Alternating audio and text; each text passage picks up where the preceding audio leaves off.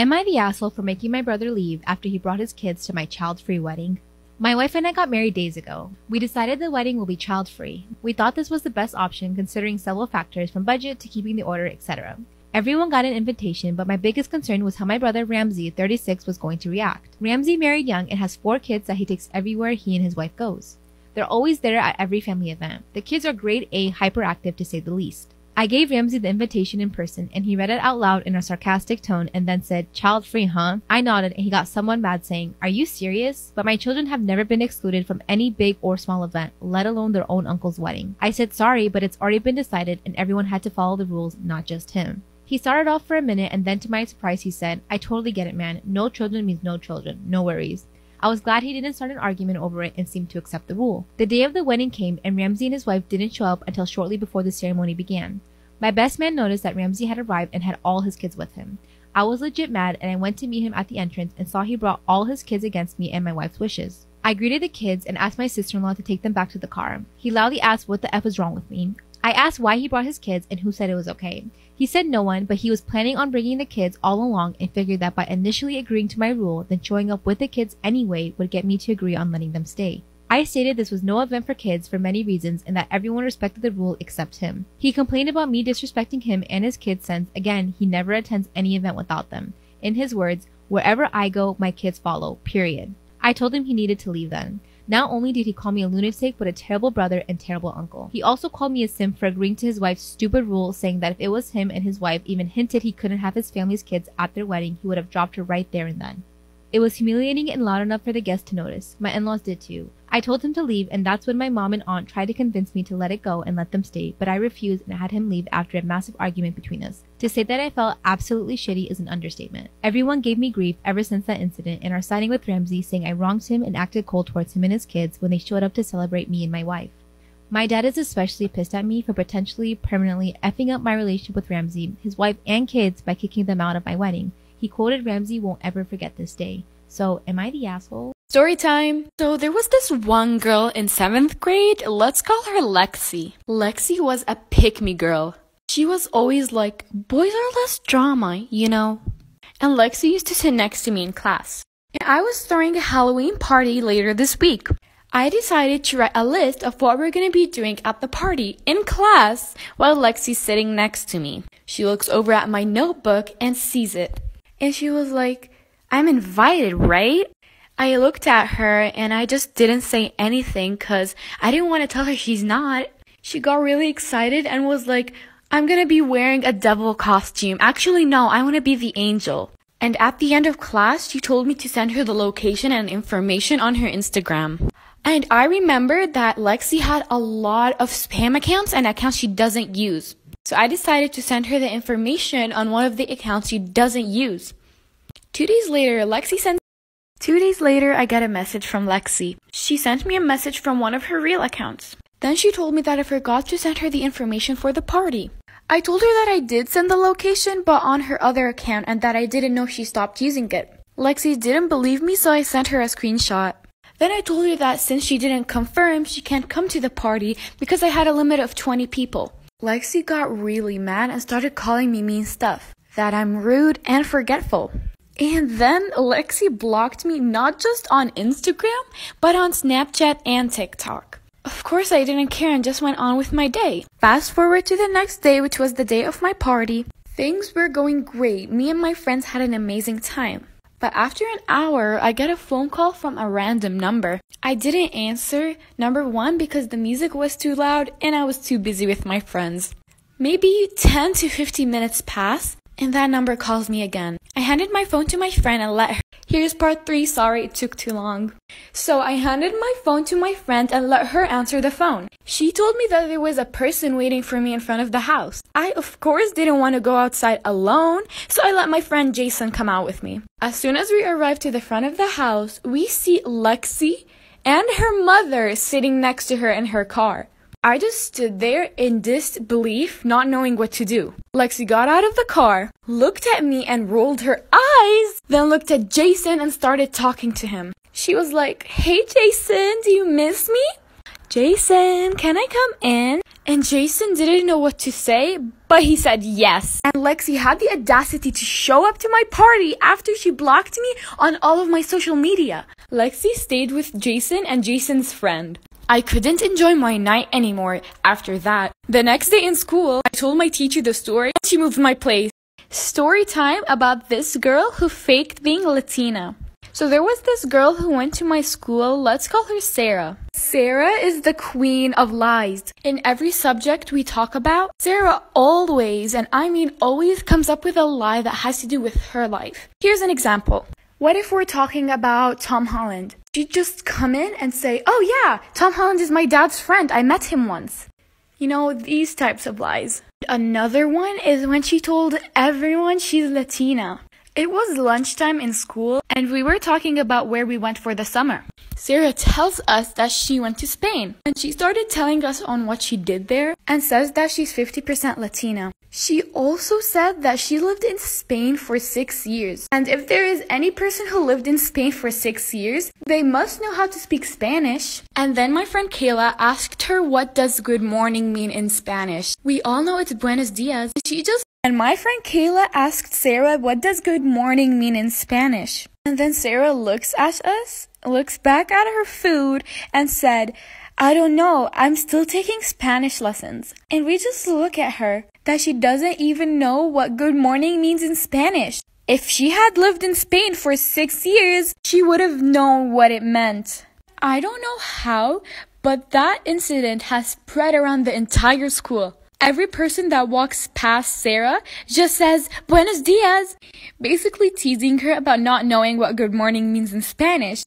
And then Sarah didn't show up to school for 3 days after that. And oh boy, we haven't even gotten to the crazy part. The 3 days pass and Sarah comes back to school.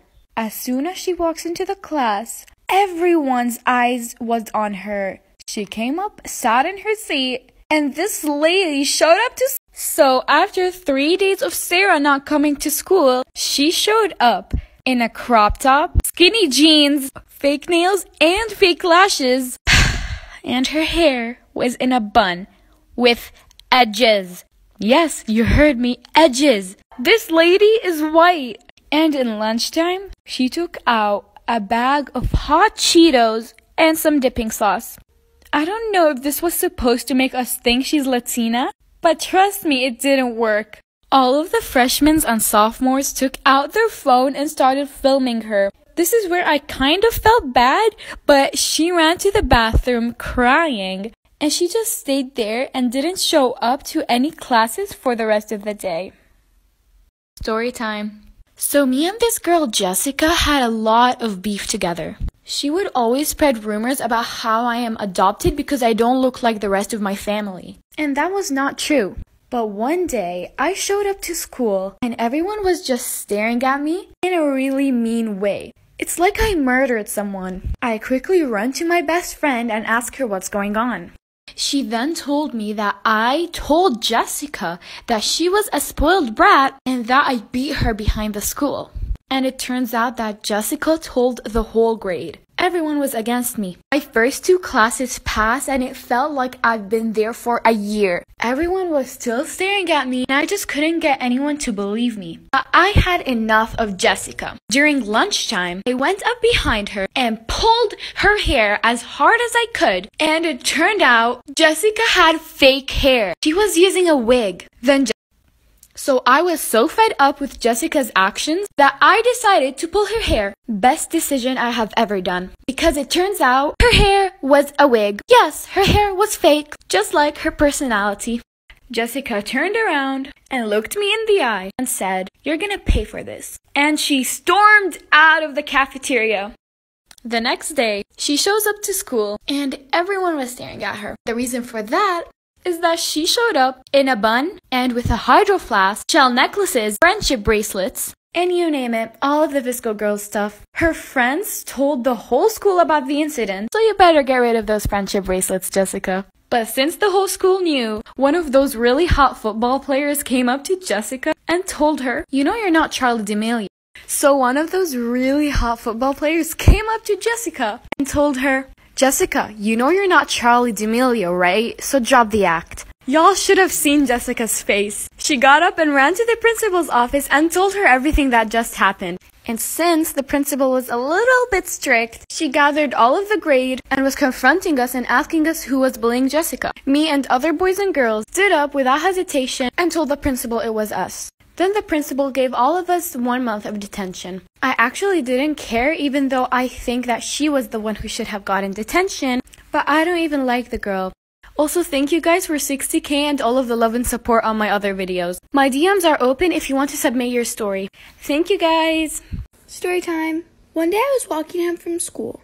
I had to stay after school a little longer because I had to do some extra work. So the crossing guards weren't there and everyone had left.